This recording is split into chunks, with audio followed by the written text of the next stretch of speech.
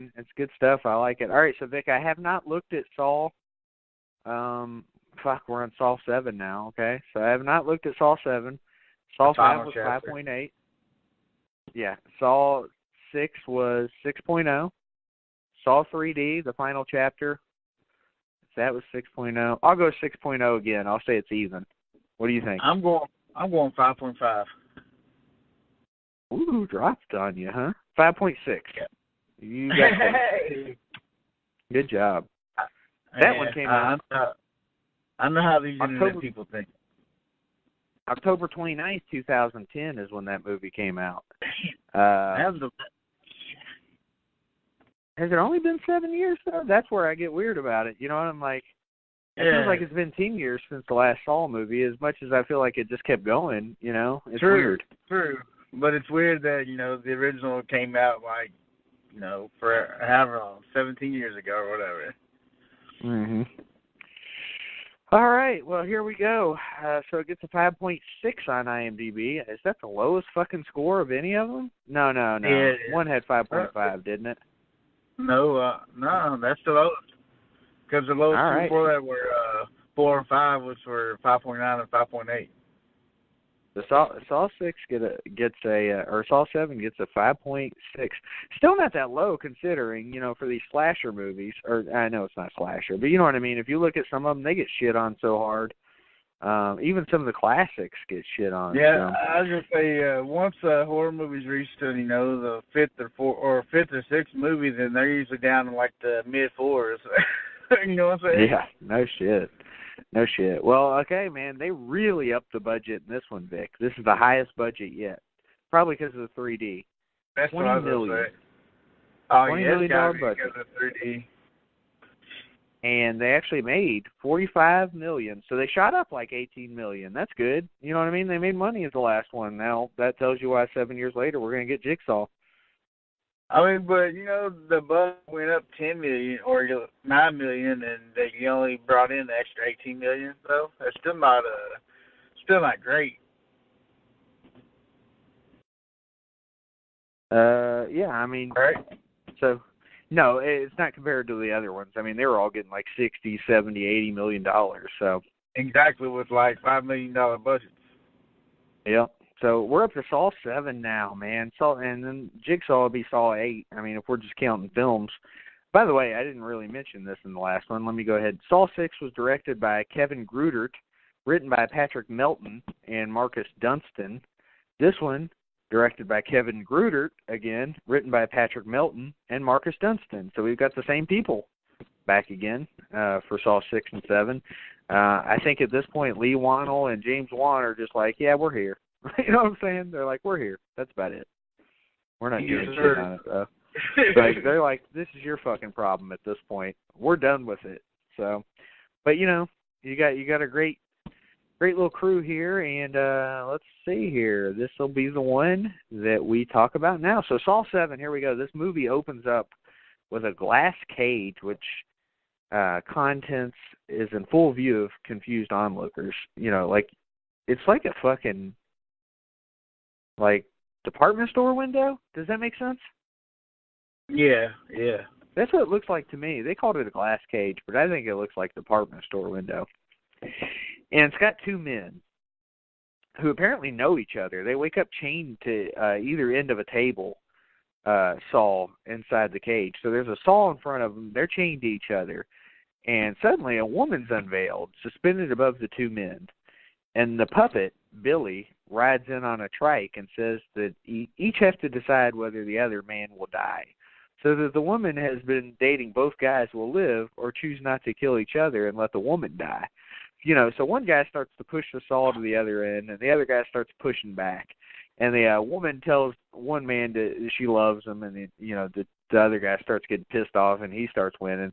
So then she tells him, you know, the guy that's about to win, that she loves him, but he doesn't believe her after that bullshit she just pulled, and said that you just loved the other guy a minute ago. And so eventually they just say, fuck it. And they're just like, you know what? Fuck her. I think we're breaking up with you. And they agree to let her die. and she fucking gets sawed in half, spewing blood out of her mouth as her intestines spill on the floor. Well, she's also up there with the most unlikables, right? She got what she had coming to her, fucking slut. yes, fuck her. I liked it, man. You got to see intestines everywhere. It was pretty sweet in 3D, Vic. I'm sure it was. Detective Mark Hoffman, the man, I mean, at this point, he's as recognizable in the series as Jigsaw. I mean, fucking technically, he is Jigsaw at this point. Yeah, I mean, he's been, what, since part 4? Part 3? Or part 3? Yeah. I mean, he was partially in part 3, not as much, but he was in part 3. Yeah. So he started in part 3, man. He's up there. He's had more movies than Amanda, I think. So there's that. Yeah. Or right on par with her. He's definitely had more screen time. So. Oh, yeah, for sure. So, we get the whole thing where he escapes from a trap, which was attached to his head, and he just misses a hiding Jill Tuck, who is actually, hiding in the background here because she noticed he didn't die. And instead, he focuses on stitching himself up because his fucking cheek is nasty. It is gross. So this motherfucker is a badass. He stitches himself up because he's kind of fucked at this point, you know what I mean? So he's kind of be undercover. So as Jigsaw's ex-wife, and with enough familiarity of Hoffman's character, Jill knows that Hoffman's not going to give up on her. He's going to fucking kill that bitch if he can get a hold of her. So she starts making her own arrangements. She heads to the police and requests a detective that is not previously involved in the Jigsaw case. His name's Gibson, played by Chad Donala, who reminds me of Ryan Gosling, by the way. Do you notice this guy looks familiar? He's a bum, but he looks familiar to me. Oh, yeah. Anyway, she tells him that she has important information on it and evidence that she'll only give up if she gets immunity. And so Gibson apparently agrees to it because she's got important information. Well, Bobby Deegan is now on screen. This is Sean Patrick Flannery, who, by the way, I think, Vic, is in the movie Boondock Saints. This is the one that everybody jocks him, and Daryl Dixon. Yeah. He's a bum. I know the name. Bums. Sorry, I was outside pissing in the driveway. Sorry. Good for you. I'll do that in a little bit. I couldn't talk. So this guy's a survivor of Jigsaw or John Tobin Bell, and he's written a self-help book called Survive, which is like an anagram, Survive, which is based on his experience of escaping a jigsaw trap. He pierced his pectoral muscles with hooks, which is funny because I don't remember seeing this guy ever, which we'll get back to that, and hoisted himself into the air in order to escape. And he's being interviewed, and with him are his best friend, Cale, his lawyer, Suzanne, his public relations woman, and his wife.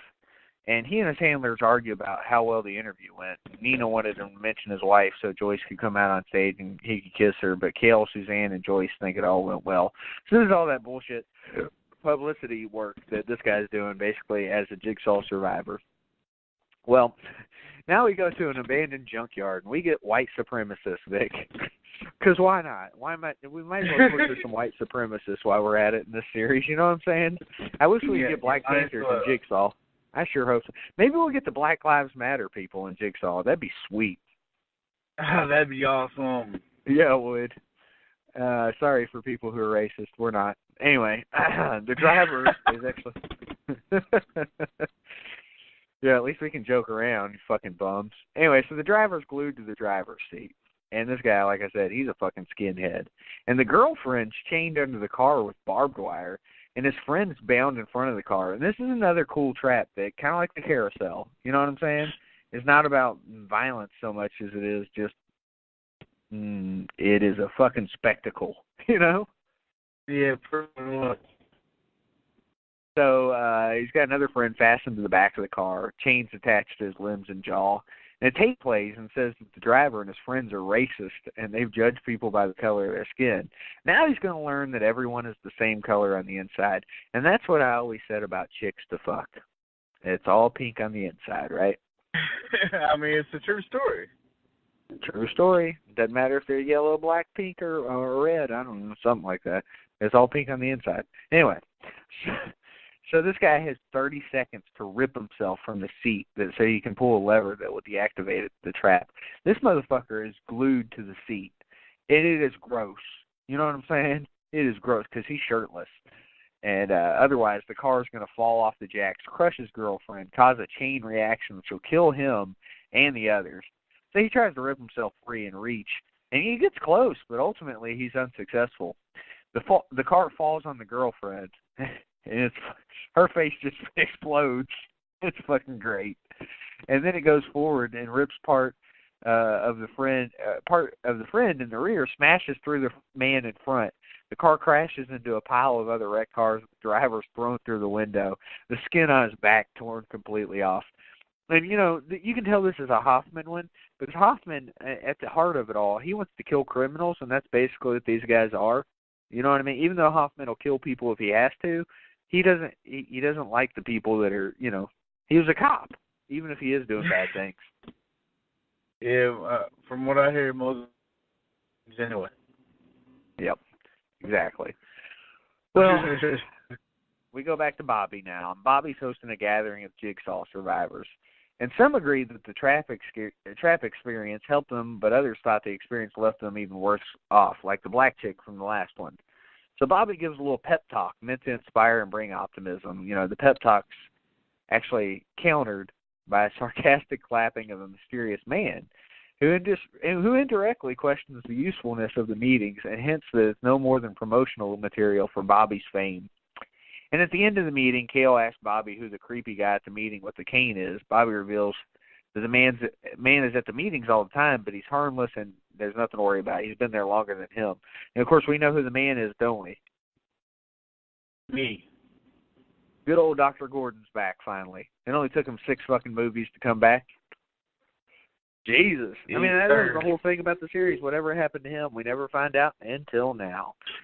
So Joyce and a bodyguard heads to the car, but when Bobby goes out to join them, he finds the car empty. And without a warning, he gets the attack that they always get whenever they get fucking, you know, put to sleep. When he wakes up, he's in a cage, just like many of these motherfuckers. Well, the puppet Billy appears on a TV screen and tells Bobby that they both know his story of being a Jigsaw survivor is bullshit.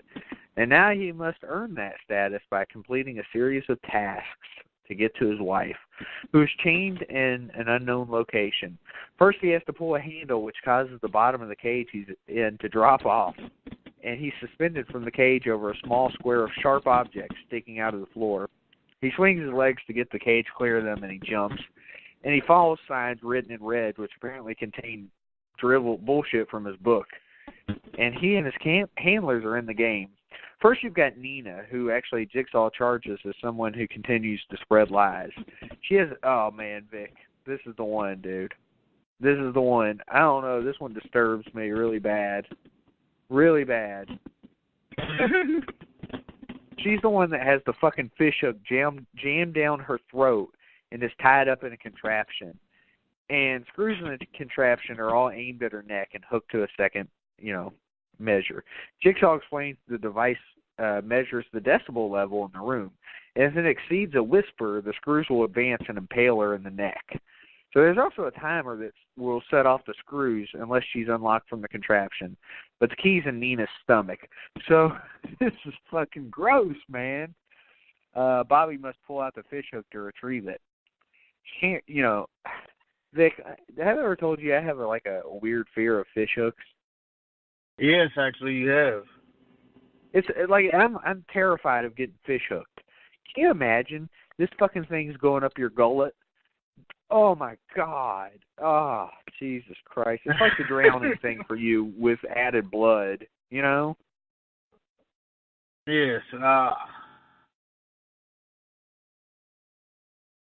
Yuck! This is fucking nasty and original too. So anyway. When he pulls out this fish hook, she can't resist screaming in pain as Bobby tries to pull out the hook, and it splatters them both in blood. By the time he gets the hook out, she's screaming loudly in pain, and the screws impale her, and she fucking dies. And he's like, God damn it, why couldn't you just stay quiet? So she's dead. And I have to tell you, Vic, that is fucking nasty. Again, let me just reiterate. Nasty. Nasty. Yeah.